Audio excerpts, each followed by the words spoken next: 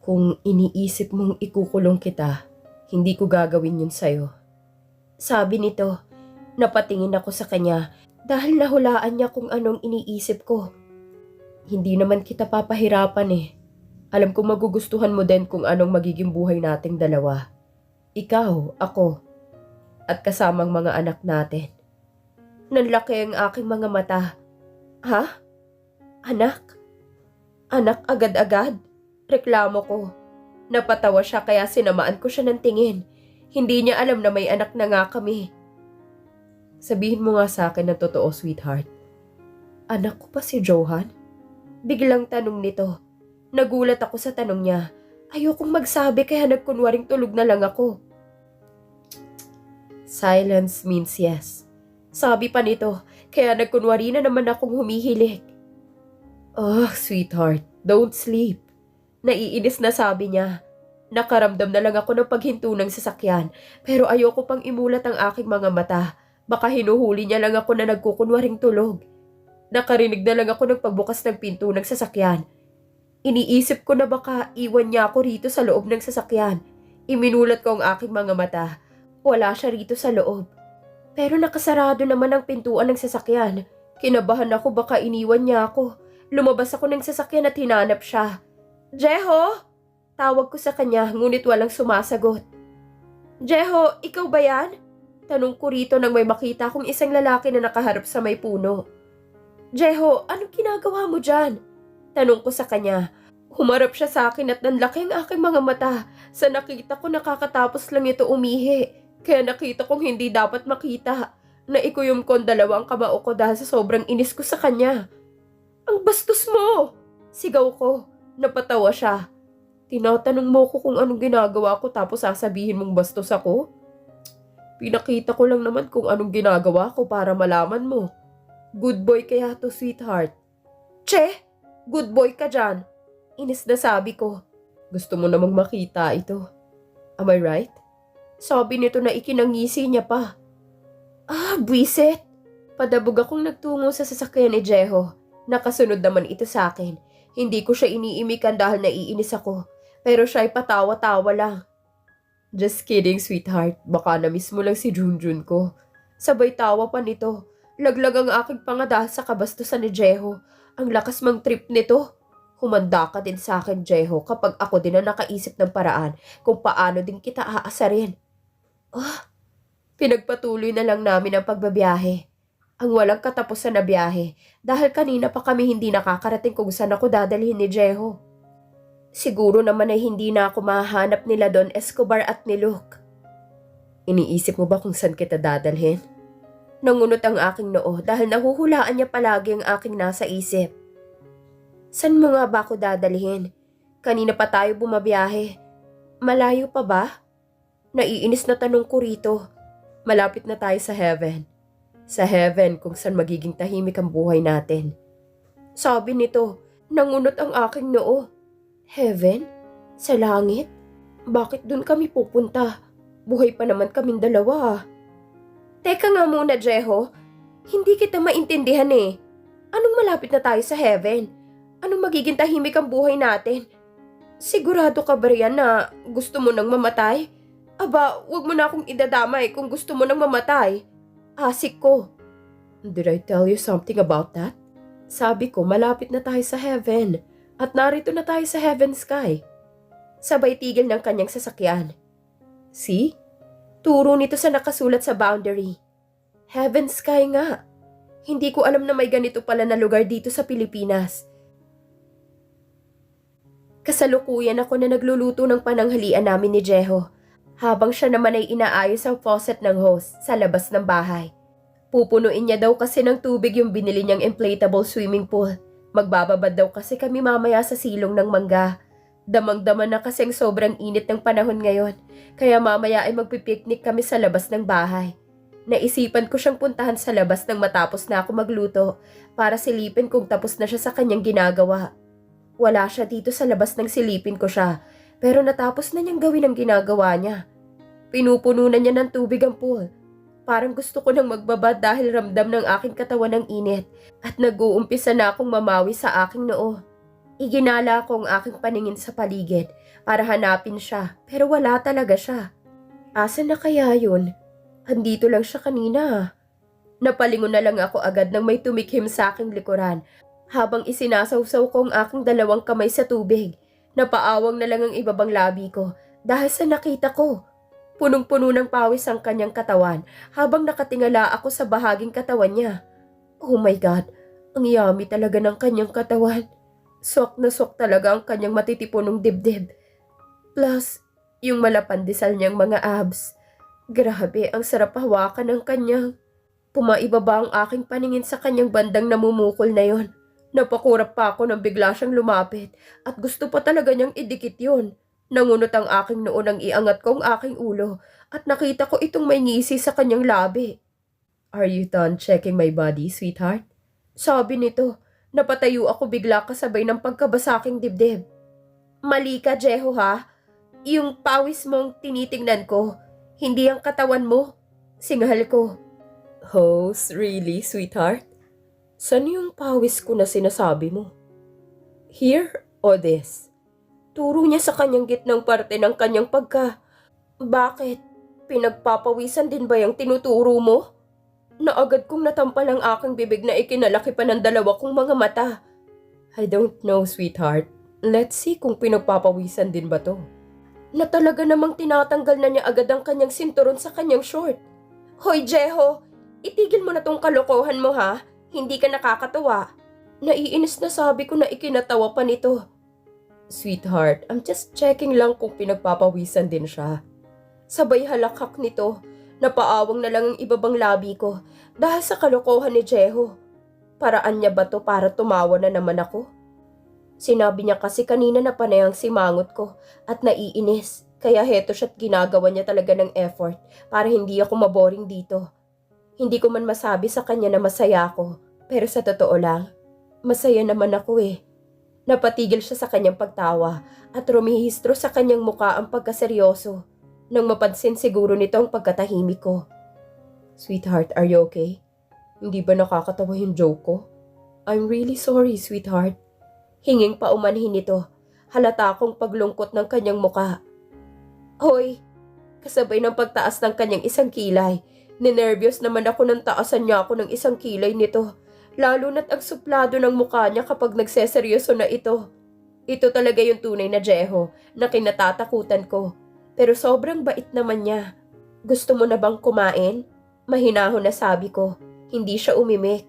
Ano kaya ang nangyari sa kanya? Kinabahan tuloy ako sa pananahimik niya. Bahagya akong hinawakan ng isa niyang kamay at hinila papasok sa loob ng bahay. Anong gagawin natin dito, sweetheart? Nagtatakang tanong niya habang patungo kami ng kusina. Maghahain tayo ng pagkain at sa labas na tayo kumain. Sobrang init na kasi dito sa loob eh. Pagdadahilan ko, kahit nakabukas naman ang dalawang aircon. Yun nga din ang nasa isip ko eh. Mainit talaga dito sa loob kahit may aircon naman. Hindi ba, sweetheart? Nakuha pa talaga niya magtanong eh. Siguro nga. Sabay kamot ko na lang sa aking ulo na ikinangiti naman nito. Naghanda na kaming dalawa ng mga pagkain para sa labas na lang kami kakain. Ang sarap kasi kapag may mga magandang tanawin kang nakikita dito sa labas. Nakakatanggal ng problema at pagod, lalo na't kasama ko si Jeho. Kumain, nagbabad at nagkwentuhan lang kaming dalawa ni Jeho hanggang sa sumapit ang gabi. Inaya niya akong uminom. Pumayag naman ako para hindi siya nagsosolong uminom. Dadalawa lang naman kami dito, so we enjoyed a lot of happiness tonight. Do you want more, sweetheart? Sabi nito sa nangaakit niyang boses. Namumungay na din ang kanyang mga mata nang tingnan ko ito. Sure, basta pagkatapos nito, matulog na tayong dalawa.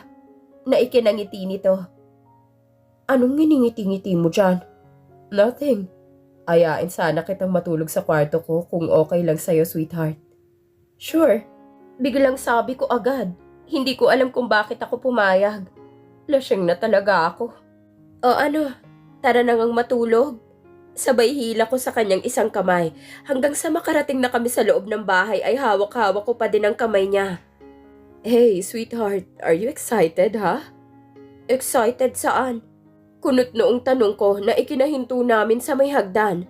Mahinang napatawa siya. Napa-cross arm ako at tinaasan ko siya ng isa kong kilay.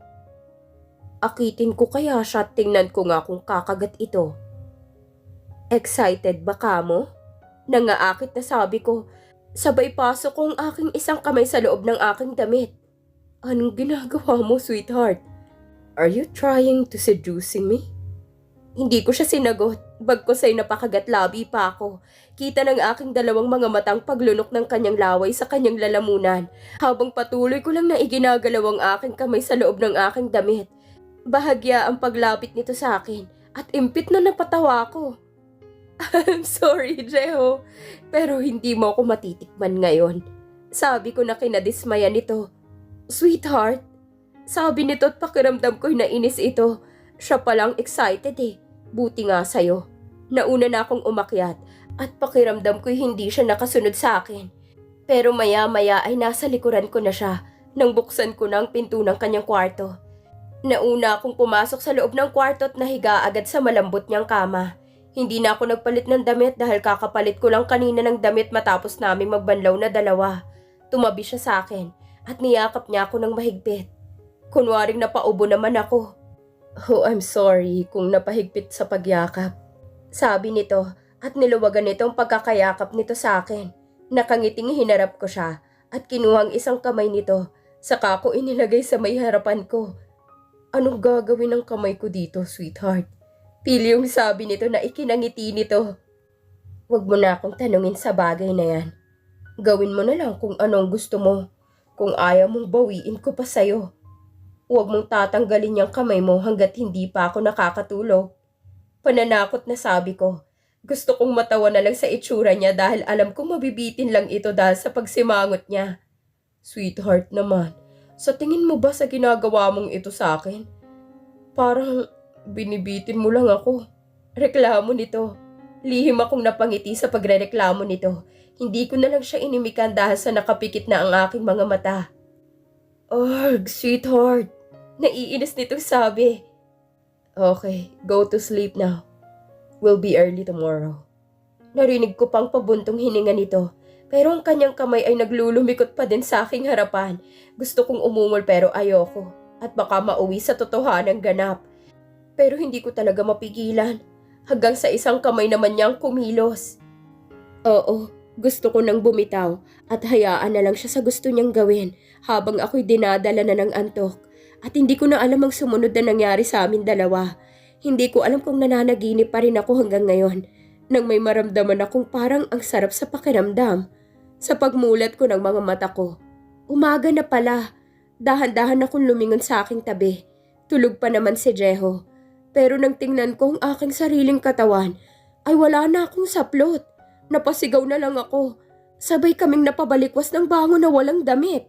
Napaawang ang ibabang labi ko nang makita kong kahubdan nito na tila siya pa talagang nagulat sa aming dalawa. Naalala ko pala kagabi na ako din ang may kasalanan. Pero okay lang, at least nagustuhan naman naming pareho na kahit tulog ako ay ang sarap pa din sa pakiramdam. Narito na kami sa Heaven Sky na sinasabi ni Jeho. Pero hindi naman Heaven Sky ang nakasulat sa may boundary. Inirapan ko si Jeho nang mabasa ko yon. Heaven Sky ba yan? Turo ko, sabay tawa nito. Siya rin yun, sweetheart. Kasi mas tahimik ang lugar na to kaya wala nang makakahanap pa sa'yo. Sabay akbay nito sa akin. Baliw ka talaga. Singhal ko. Nauna na akong naglakad patungo sa papataas na daanan na napakabato. Hindi na pinasok ni Jehong sasakyan niya rito, papasok sa Heaven Sky. Ay ewan ko ba kung Heaven Sky bang lugar na to? Alam kong pinagluloko lang ako ng Jeho na yun eh. Alam kong tawang-tawa na yun sa akin nang marating kong isang rest house. Nagpahinga muna ako sa upuan dahil napagod akong naglakad kahit malapit lang ito. Napanguso na lang ako nang makita kong ngiting-ngiti si Jeho nang malapit na ito sa kinaroroonan ko. Are you tired, sweetheart? Malambing niyang tanong, inirapan ko siya. Alam mo naman pala eh, tinatanong mo pa. Naiinis na sabi ko. Tumabi ito sa kinauupuan ko kaya napausod naman ako. Tinaasan ko siya ng isang kilay ko, pero piningot niya lang ang ilong ko, ngunit marahan lang naman ang pagpisil nito. Inirapan ko siya pero kinindatan lang niya ako. May dalaw ka ba ngayon, sweetheart? Kaya ka naiinis sa akin? Peke akong ngumiti sa kanya. Wala, bakit mo naman naitanong ang bagay na yan? Saka pwede bang buksan mo ng pinto? Magpahinga na tayo. Gusto ko na magpalit ng damit eh. Sabay tayo ko tinungong pinto ang nakasarado. Sumunod naman ito sa akin at kanya nang binuksan ng pinto. Sa'yo ba tong bahay? Tanong ko nang makapasok na kaming dalawa. Baka kasuhan tayong dalawa dito dahil hindi sa'yo to. Tipid siyang napatawa na ikinakunot ng noo kong muli. Yes, sweetheart, I own this house. Nasa akin nga ang susi, di ba? Sabay taas niya sa kaliwa niyang kamay na hawak-hawak ang susi. Susi ata yun ang sasakyan mo eh. Sabay irap ko sa kanya. Yes, 3-in-1 kaya to. At yung isa ay para sa'yo naman. Saka siya napatawa na ikinairap ko naman. Anong para sa akin yung isa? Anong sususiin mo sa akin? Nanlaki ang mga mata ko na baka popusasan niya ako. Kaya niya ako dinala dito. Ikukulong niya ba ako? Tama, ikukulong niya ako. Kaya sa akin niya gagamitin. So halika na sweetheart, ipapakita ko sa'yo magiging kwarto mo. Kung gusto mo naman ay iisang kwarto lang gagamitin natin. Mas masarap matulog kapag may katabi sa pagtulog. Sabi nito nang nasa hagdan na siya. Sinasabi mo dyan. Gusto kong may sariling kwarto. Ayokong tumabi sa'yo. Galit na sabi ko. Okay sweetheart, it's up to you. Mahinahong sabi niya. Nauna na siyang nagtungo sa ikalawang palapag ng bahay, habang ako naman ay sumunod na lang sa kanya na palihim ko siyang tinitingnan. Here's your room, sabi nito nang mabuksan na niya ang pinto ng aking magiging silid tulugan. Napatingin ako sa loob ng pumasok. Maganda din naman. Talagang pinaghandaan ang ayos ng loob ng kwarto. Girly na girly ang pagkakaayos nito. Siguro may naunang mga babae na ditong gumamit. Pero okay lang. Mas lalo namang ayokong makasamang look na yon. Kahit gwapo pa siya, hindi ko siya bet na makasama. Para may hindi magandang gagawin ng ama niya. Lalo na nang makita kong tuwang-tuwa ito nang makita niyang mga Saavedra. Salamat na lang kay Jeho talaga at dinala niya ako dito. Tumikim ito sa aking likuran na ikinalingon ko. Do you like your room? Tipid akong napangiti. Oo, salamat. Parang alam mo na talaga na dito mo ako dadalhin. Salamat? Para sa nang pasasalamat mo? Dahil dito sa kwarto? Napangisi niyang tanong. Oo, yun lang naman. Bakit? Meron pa bang iba? Saka ko siya tinaasan ng kilay ko. I don't think so. Sabay kibit balikat nito. Kung may kailangan ka pa, katukin mo lang ang pinto sa kabilang kwarto ko. Sige na, magpahinga ka na. Mahinahon niyang sabi, sabay labas na ng pintuan. Napabuga na lang ako ng hangin sa aking bibig nang patungo ako sa kama at pabagsak akong nahiga rito. Hindi ko na nagawang magpalit pa ng damit dahil sa sobra akong napagod kanina. Kinabukasan nagising na lang ako dala ng sikat ng araw. Tamad akong bumangon sa aking kama na parang gusto ko pang matulog. Napatingin ako sa sarili kong suot na damit. Hindi pa pala ako nakakapagpalit ng damit. Kaya naghanap ako sa cabinet ng pwede kong maisuot. Napahawak na lang ako sa sarili kong ilong nang mabuksan ko ng pinto ng cabinet at bumungad sa akin ng maraming mga damit. Halos makalumang mga damit ang narito. Amoy ukay-ukay ang mga ito. Natitiyak kong galing siguro sa ukay-ukay ang mga ito. Pero okay na to sa akin. Kaysa wala akong suotin na damit. Kaagad ako nagtungo ng banyo upang maligo na din. Mabilis lamang akong natapos kaya magbibihis na lang ako. Nang matapos na ako magbihis, lumabas na ako ng kwarto ko para hanapin si Jeho. Tahimik akong nagtungo sa kabilang kwarto. Jeho? Sabay katok ko sa may pinto ng kanyang kwarto. Nakailang katok na ako'y wala pa ding bakas na may tao sa loob ng kwarto. Pinihit kong saraduhan ng pintuan at bumukas naman ito. Iniawang ko ng konting pintuan at sumilip. Walang tao at malinis ang kama nito. Asa na kaya yun? Iniwan niya akong mag-isa dito? Heto na nga ba yung sinasabi ko eh. Ikukulong niya ako dito kaya may susi siya para sa akin. Inis akong napababa ng hagdan at tiningnan ito sa may kusina. Pero wala ding tao. Napasimangot na lang ako nang magtungo ako sa may maliit na salas. At dito ko na lang siya aantayin kung sakaling babalik pa ito. Kalaunan may narinig na lang ako na parang mga taong parating dahil dinig na dinig kong yabag ng kanyang mga paa at bumukas ang pinto. Bumungad doon si Jeho sa may pintuan na may daladalang maraming mga pinamili nito. Tumayo ako para tulungan siya, ngunit tumanggi ito. Bakit hindi mo naman ako ginising, Jeho, para nasamahan kita? Sabi ko nang sundan ko siya patungong kusina. Ang akala ko iniwan mo na akong mag-isa at ikinulong dito. Mahina siyang napatawa at tumingin ito sa akin habang isa-isa niyang ibinababa ang mga pinamiling mga groceries at may mga karne at gulay pa. Parang pang isang buwan na tong pagkain namin dahil sa sobrang daming pinamili niya. Ang dami mo naman atang pinamili ngayon. Takang tanong ko. Good for 1 month na yan, sweetheart. Malayo kasing bayan dito kaya maaga ako na malengke kanina. Ang sarap ng tulog mo kaya hindi na kita ginising kaninang madaling araw. Ganun ba? Sige, tulungan na lang kitang ayusin ng mga yan. Alam kong pagod ka na eh. Nag-aalalang sabi ko. Humarap siya sa akin at bahagyang lumapit.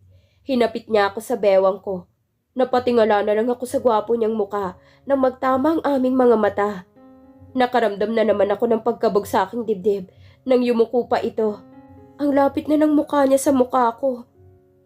Ano na naman ba to, Jeho? Para mo na naman akong lalamunin ng buo. Kinakabahan na sabi ko, tipid siyang napangiti. You know, sweetheart, kailanman hindi ako mapapagod sa'yo. Dahil ikaw ang siyang lakas ko. Gagawin ko ang lahat, mapasaya lang kita.